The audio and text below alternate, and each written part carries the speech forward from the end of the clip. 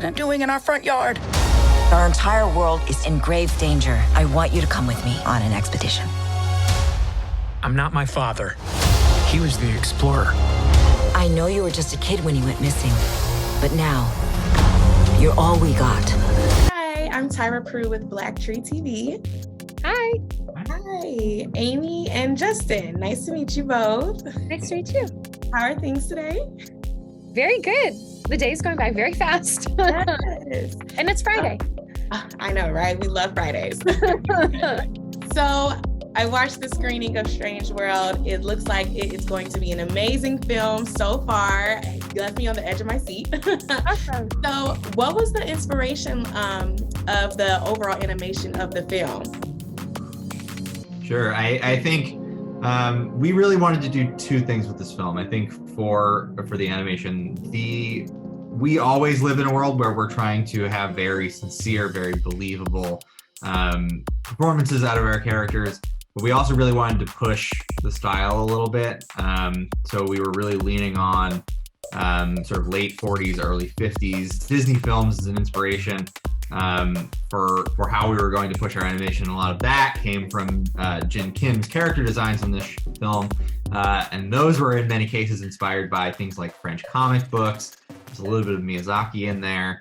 There's a lot, and then the whole movie is kind of inspired by these great action adventure movies and sort of pulp novels, things like Arthur Conan Doyle stories, Journey to the Center of the Earth, that kind of stuff. Yes, I could totally see the 50s theme, what you're saying, like just by the village and just like the mountain areas, like that was definitely very evident in the screening.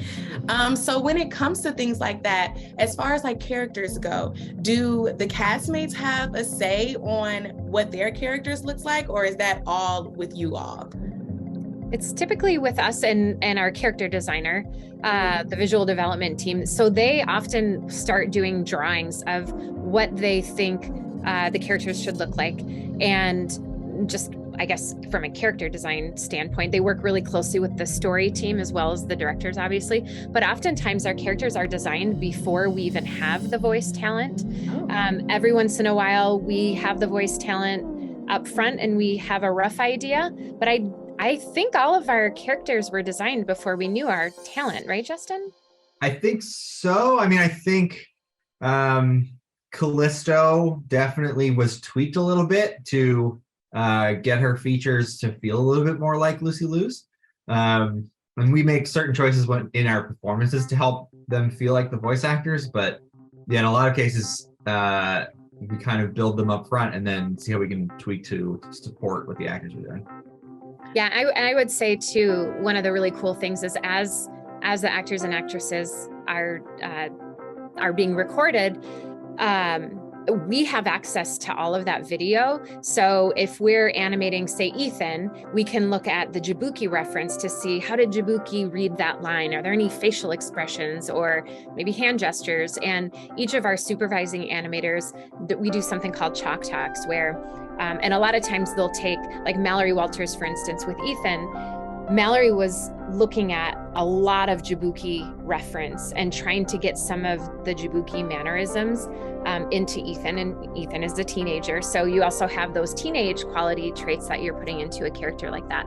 So I would say oftentimes they will influence the characters from a performance standpoint once we begin animating them. Gotcha. Okay, well, thank you guys so much for your time, and I look forward to seeing the rest of the film. Awesome. Thank you. Thank you.